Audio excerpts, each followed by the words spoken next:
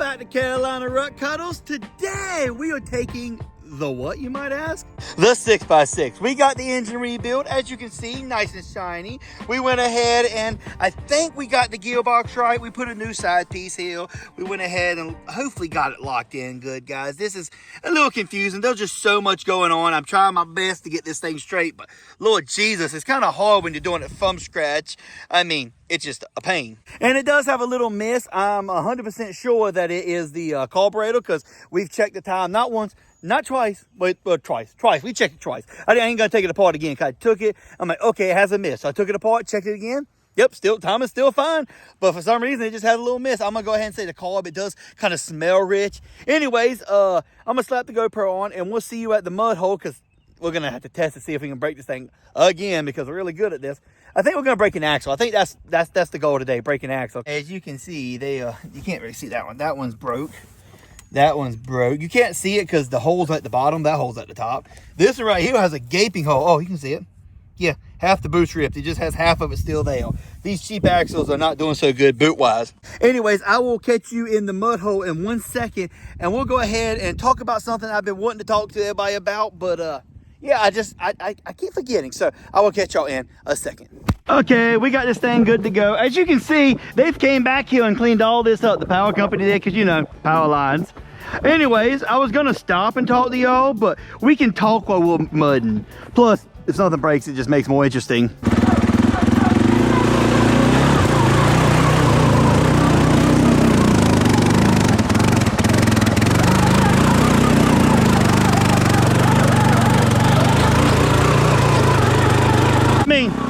She's doing pretty good. One say she's doing great, one just say she's doing bad. She's just doing decent. I wanted to go over there, but I don't think she's gonna make it, because she's struggling right now. This carburetor just isn't very healthy. I wonder if it's a faulty carb, because I bought these carbs 1,000 times, never had any issues. This one has been giving me issues since we got it. We also sunk it last time. I did clean everything out, but sometimes you just ain't gonna get anything out, I guess. Come on, baby, turn. Ton. I mean, she just has this weird miss, and you can kind of smell it. It's kind of running rich, so I know it's the carb, which is, I mean, good. I've checked the timing multiple times. Timing is good. I've checked everything else. Valves are good, so.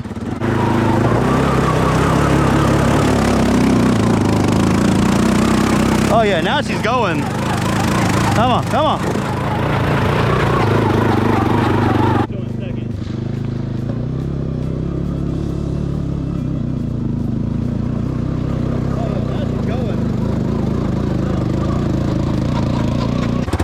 That's a weird noise.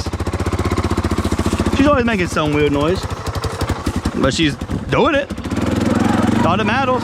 So I've been thinking a lot, guys. So we have two choices right now. We got to get a new foil. Everything's getting a little stale. I mean, I like this thing. This thing works really good, but a lot of people are like, I want to see something different. So we have two options. We can get two Gen 1 800s, one Renegade, one Outlander, or we can get one 1000. I guess that would be a Gen 2 Renegade. All of them need work, but I can get two Gen 1s, an Outlander and a Renegade, for the same price as the one 1000. So what do y'all think? We're going to build, most likely, the two Gen 1s, we're definitely going to build. The 1000, we probably do a little build, but ain't not as much. So what do y'all think? What should we go with? Should we do two builds, or should we do one build? Technically, we probably put the two together, because both of them are pretty bad. I think the guy one's like $600,000, $700,000, $800,000. The other one, the guy wants $1,000. So it's like, what do y'all think? Let me know. Anyways, let's get back to the mud. Let's go.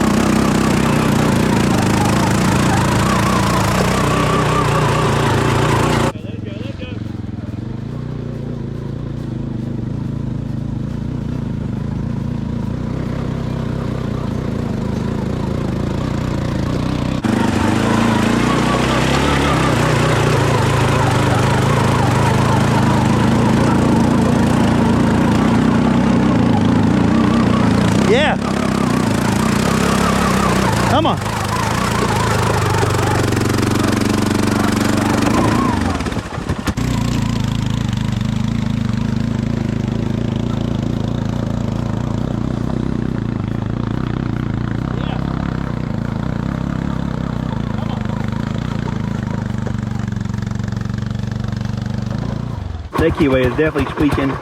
See that tweaking, little keyway?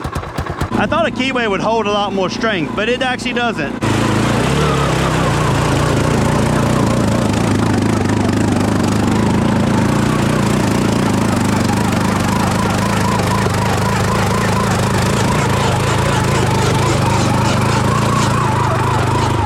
Somebody kill that turkey! That got loud fast. No, everything's fine. Ugh. Whew. Look at the size of that boy. Y'all see that frog? Holy crap. She just doesn't have the power.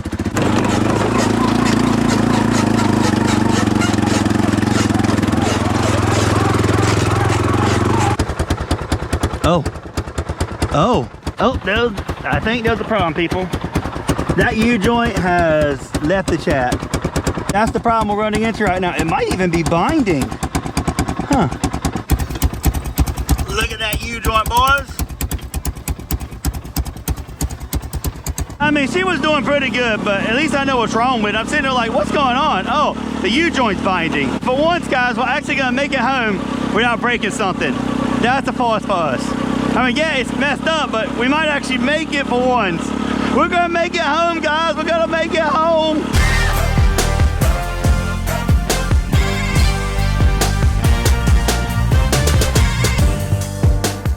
If we look here, we can see the damage.